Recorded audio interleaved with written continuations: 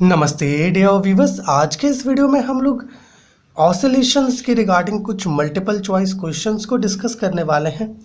मेरे प्यारे व्यूवर्स, देखिए पिछली वीडियोस में हम लोगों ने ऑसिलेशंस को डिटेल्स में डिस्कस किया है। Okay, different types of oscillations को समझा भी है। ओके, डिफरेंशियल इक्वेशंस, उसके solutions, energy, okay, average energy, total energy, हर चीज़ पर चर्चा किया है हम लोगों ने। Quality factor, power distribution, everything. Okay, तो अगर आपने वो प्लेलिस्ट नहीं चेक किया है तो एक बार चेक करिए, लिंक आपको नीचे डिस्क्रिप्शन में मिल जाएगा। सो यहाँ पर जो सबसे पहला क्वेश्चन है मेरे प्यारे व्यूवर्स, वो क्या है? In simple harmonic motion the restoring force is always directed towards. देखिए, सिंपल हार्मोनिक मोशन में जो रिस्टोरिंग फोर्स है वो हमेशा मीन पोजीशन की तरफ डायरेक्टेड होता है। जैसे मान लीजिए कि ये पेंडुलम है। ओके, अगर इस पेंडुलम को आप थोड़ा सा डिस्प्लेस कर दोगे, मान लो यहाँ पर ले आओगे, तो क्या होगा? इसमें कुछ रीस्टोरिंग फोर्स इस पर एक्ट करेगा, प्ले में आएगा कुछ रीस्टोरिंग फोर्स जो हमेशा इस डायरेक्शन में होता है। डिस्प्लेसमेंट इस डायरेक्शन में, बट रीस्टोरिंग फोर्स हमेशा मीन पोजीशन की तरफ डायरेक्टेड होता है। ऑप्शंस में देखिए, it's mean position, it's extreme position, displacement and none of this, हमेशा। अब आते हैं अपने दूसरे क्वेश्चन की तरफ। हमारा जो सेकंड क्वेश्चन है वो है which of the following is correct differential equation of simple harmonic motion. देखिए, यहाँ पर कुछ ऑप्शंस हैं, हमें बताना है कि इनमें से कौन सा जो है वो करेक्ट डिफरेंशियल इक्वेशन है सिंपल हार्मोनिक मोशन का। तो सबसे पहला ऑप्शन है d²x/dt² plus c/mx is equal to 0। दूसरा ऑप्शन है d²x/dt² plus ω²x is equal to 0। फिर सी है md²x/dt² is equal to -cx, and option D है नन ऑफ दिस। देखिए, ये जो आप देख रहे हैं, okay, this is the correct differential equation of simple harmonic motion. But यहाँ पर ये जो टर्म है c/m, ओके, इसे हम लोग अगर ω² पुट कर दे तो ये बन जाएगा, ये ए वाला ऑप्शन ए में जो गिवन है डिफरेंशियल इक्वेशन वो बी बन जाएगा। तो बी भी करेक्ट है। ठीक, साथ ही साथ अगर हम लोग यहाँ पर इस c/mx को क्या करें, राइट हैंड साइड पर ले आए, तो आपको ऑप्शन सी में जो डिफरेंशियल इक्वेशन गिवन है वो फॉर्म मिल जाएगा। सो ऑप्शन ए, बी और सी, ये तीनों ही क्या है, डिफरेंशियल इक्वेशन है सिंपल हार्मोनिक मोशन का। थोड़ा सा मैनिपुलेशन करेंगे तो आपको तीनों ही फॉर्म मिल जाएगा। अब आते हैं अपने थर्ड क्वेश्चन की तरफ। थर्ड क्वेश्चन क्या है? Which of the following is true for simple harmonic motion. यहाँ पर हम लोग कुछ स्टेटमेंट्स लिखे हैं, हमें बताना है कि इनमें से कौन सा स्टेटमेंट जो है ट्रू है सिंपल हार्मोनिक मोशन के लिए। तो सबसे पहला स्टेटमेंट है particle in SHM repeatedly moves to and fro about fixed position. बिल्कुल, देखिए, जब कोई भी पार्टिकल या सिस्टम सिंपल हार्मोनिक मोशन में होता है तो वो एक फिक्स्ड पॉइंट अर्थात मीन पोजीशन के अबाउट क्या करता है, वो to and fro repeatedly move कर रहा होता है। ये करेक्ट स्टेटमेंट है, ट्रू है। ऑप्शन बी में जो स्टेटमेंट है वो है restoring force acting on a particle in SHM is always directed towards its mean position. जैसे कि अभी सबसे पहले क्वेश्चन में हम लोग लिए थे, सिंपल हार्मोनिक मोशन में क्या होता है कि जब आप किसी, जैसे यहाँ पेंडुलम था, इसको जब हम लोग डिस्प्लेस करवा रहे थे, ओके, ताकि छोड़ेंगे तो ये टू एंड फ्रो मूव करने लगे, टू एंड फ्रो ऑसिलेट करने लगे, उसके लिए जब हम लोग इसको डिस्प्लेस करवा रहे थे तो उस समय क्या हो रहा था, रीस्टोरिंग फोर्स प्ले में आ रहा। और ये रीस्टोरिंग फोर्स जो है क्या था, ये जो रीस्टोरिंग फोर्स होता है ये डायरेक्टली प्रोपोर्शनल होता है डिस्प्लेसमेंट पर, बट निगेटिव ऑफ डिस्प्लेसमेंट पर। जिस डायरेक्शन में हम लोग डिस्प्लेस करवा रहे हैं उसको, उसके अपोजिट डायरेक्शन में ये कार्य करता है। अगर हम लोग इसको इस डायरेक्शन में डिस्प्लेस करवा रहे हैं चूँकि, तो रीस्टोरिंग फोर्स इस डायरेक्शन, मतलब बेसिकली जो रीस्टोरिंग फोर्स है वो मीन पोजीशन की तरफ डायरेक्टेड होता है। ओके, सो अपना जो बी में स्टेटमेंट गिवन है ये भी करेक्ट है। फिर है solution of differential equation of SHM, ये SHM का डिफरेंशियल इक्वेशन है। ठीक, is x is equal to a sin ωt plus 5। बिल्कुल, जो सॉल्यूशन हम लोग डिराइव करते हैं इसको सॉल्व करके, वो सॉल्यूशन है x is equal to a sin ωt plus 5, जहाँ पर 5 आपका इनिशियल फेज होता है, a एम्पलीट्यूड होता है और t है ना कोई टाइम इंटरवल है, और ओमेगा आपका एंगुलर फ्रीक्वेंसी होता है। तो ये जो आपका सी का स्टेटमेंट है ये भी करेक्ट है। और ऑप्शन नंबर डी में जो स्टेटमेंट गिवन है वो क्या है, तो solution of differential equation gives the displacement of the particle at any instant, बिल्कुल ये भी करेक्ट है।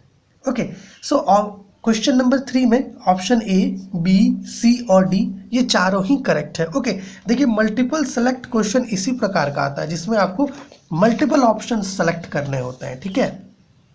अब आते हैं अपने चौथे क्वेश्चन की तरफ। फोर्थ क्वेश्चन क्या है, which of the following is correct for this differential equation. यहाँ पर हम लोगों ने एक डिफरेंशियल इक्वेशन लिखा है। ओके, हमें बताना है कि यहाँ पर 4 स्टेटमेंट्स में से कौन सा स्टेटमेंट जो है इस डिफरेंशियल इक्वेशन के लिए ट्रू है, करेक्ट है। देखिए अगर हम लोग इस डिफरेंशियल इक्वेशन में देखें तो डिफरेंशियल इक्वेशन क्या है, d square x by d t square plus omega by m d x by d t plus c by m x. Okay, देखिए यहाँ पर ये जो ओमेगा बाई एम है इसको हम लोग 2k से रिप्रेजेंट कर देते हैं डिफरेंशियल इक्वेशन में 2k से।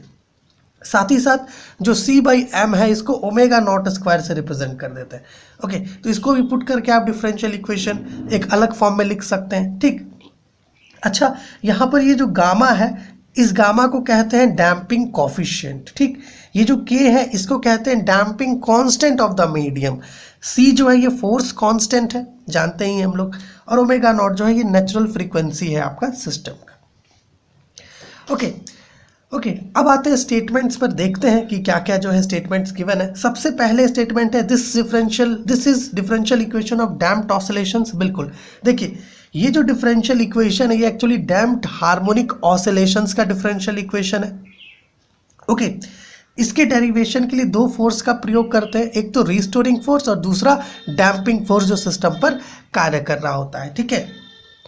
सेकेंड ऑप्शन देखिए, option B, above equation is second order linear homogeneous equation. देखिए थोड़ा समझिए, होमोजीनियस कोई भी डिफरेंशियल इक्वेशन अगर होमोजीनियस होगा तो उस डिफरेंशियल इक्वेशन का RHS 0 से इक्वल होता है। और अगर हम लोग यहाँ पर देखें तो ये जो डिफरेंशियल इक्वेशन है इसका राइट हैंड साइड 0 से इक्वल है। इट मीन्स है कि ये जो डिफरेंशियल इक्वेशन है ये सेकेंड ऑर्डर, जो कि ऑर्डर सेकेंड है, second order linear homogeneous differential equation, ये ऑप्शन बी भी हमारा करेक्ट होगा। अगर आपका RHS 0 से इक्वल नहीं होता तो ये नॉन होमोजीनियस कहलाता, ठीक।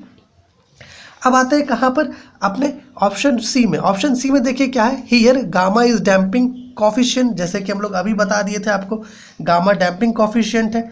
dx बाई डी टी, यहाँ जो dx बाई डी टी है डिफरेंशियल इक्वेशन में ये एक्चुअली वेलोसिटी होगा सिस्टम का या पार्टिकल का।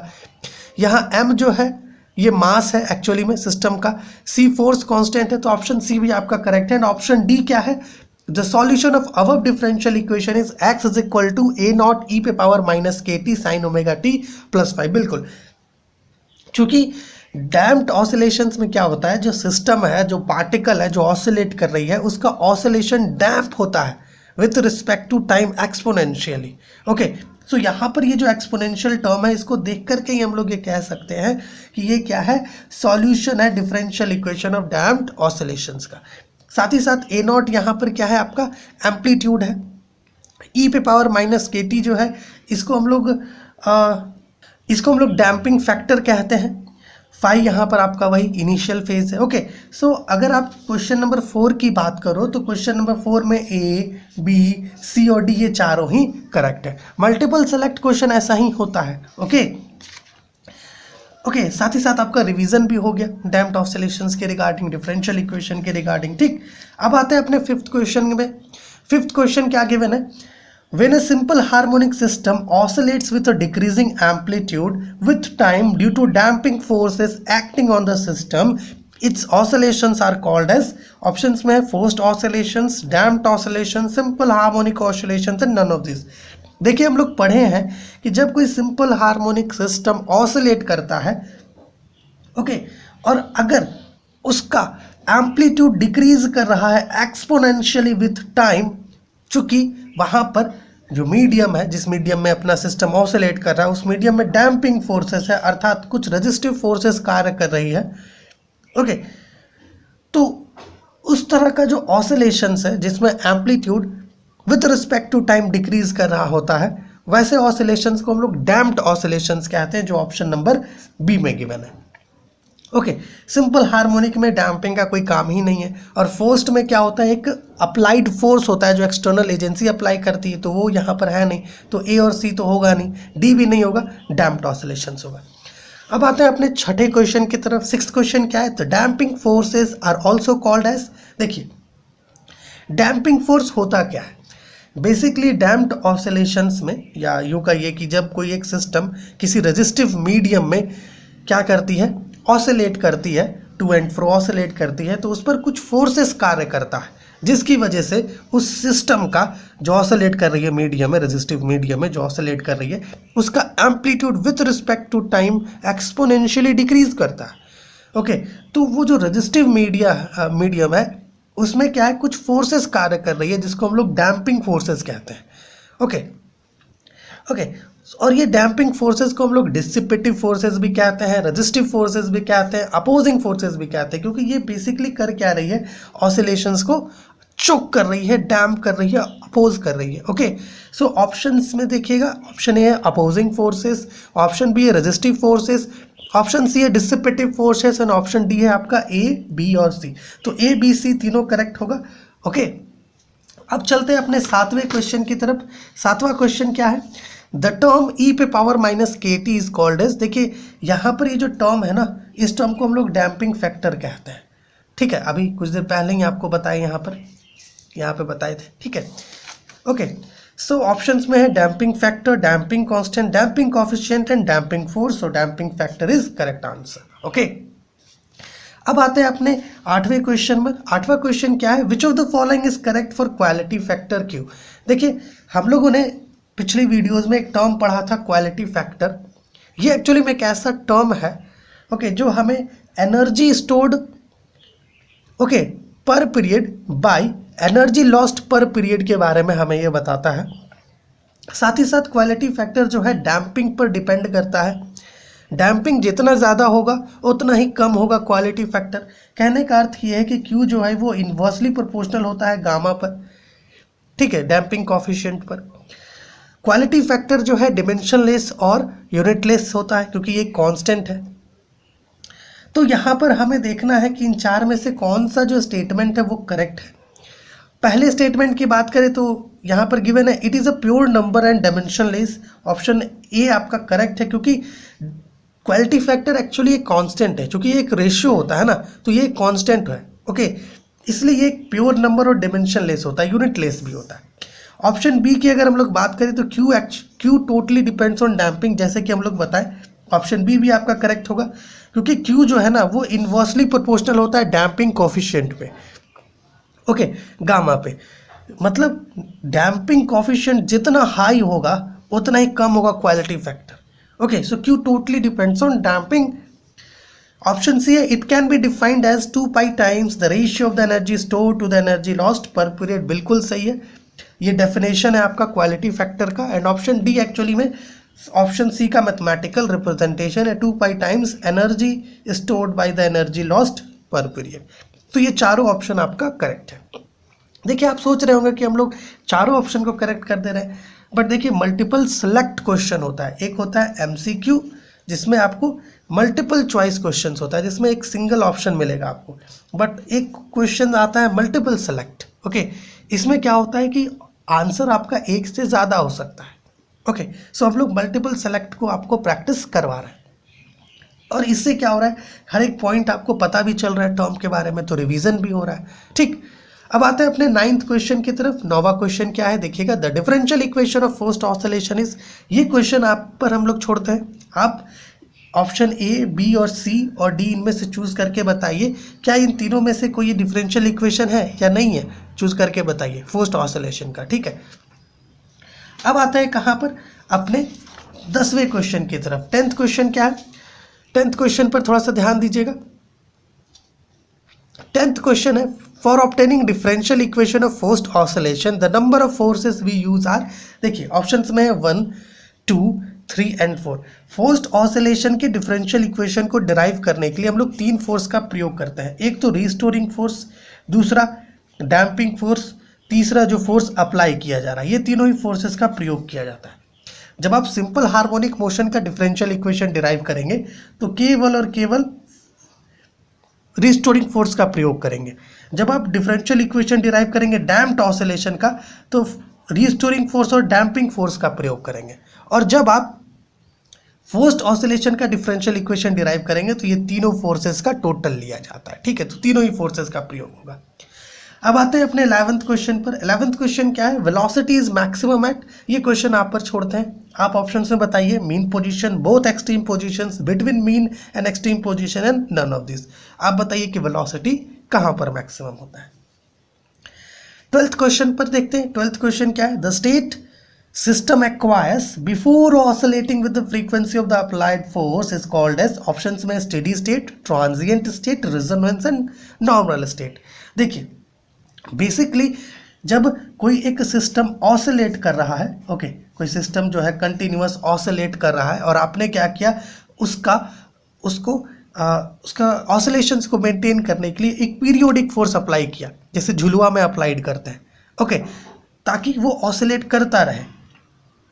तो अप्लाइड फोर्स के फ्रीक्वेंसी से ऑसिलेट करने से पहले सिस्टम का जो स्टेट होता है उसको कहते हैं ट्रांजिएंट स्टेट, और अप्लाइड फोर्स के फ्रीक्वेंसी से ऑसिलेट करने के बाद, है ना, वो स्टेडी स्टेट में आ जाता है। तो यहाँ पर ऑप्शन बी आपका करेक्ट होगा। अब आते हैं अपने 13th क्वेश्चन की तरफ। 13th क्वेश्चन क्या है? Quality factor depends on damping coefficient directly, options में directly, inversely, not dependent and none of this. तो ये आप खुद से बताइए क्योंकि अभी कुछ देर पहले ही हम लोग इसको डिस्कस किए हैं, ओके। अब आते हैं क्वेश्चन नंबर 14 पर। क्वेश्चन नंबर 14 क्या है? The frequency of the damped harmonic is dash than its under damped frequency. देखिए यहाँ पर एक अंडर डैम्प्ड और एक डैम्प्ड की बात की गई। अंडर डैम्प्ड फ्रीक्वेंसी का मतलब है नेचुरल फ्रीक्वेंसी, जो सिंपल हार्मोनिक मोशन में पार्टिकल नेचुरल फ्रीक्वेंसी से ऑसिलेट कर रही होती है। तो ऑप्शंस में है लार्जर, स्मॉलर, इक्वल और जीरो। देखिए बेसिकली क्या होता है कि जब पार्टिकल डैम्प्ड हार्मोनिक मोशन में ऑसिलेट कर रही होती है तो उसका फ्रीक्वेंसी ऑफ ऑसिलेशन जो है वो स्मॉलर होगा जब वो नेचुरल फ्रीक्वेंसी से ऑसिलेट करेगी। तो ऑप्शन नंबर बी आपका करेक्ट होगा। यहाँ पर आप इसको स्मॉलर रखो, ओके।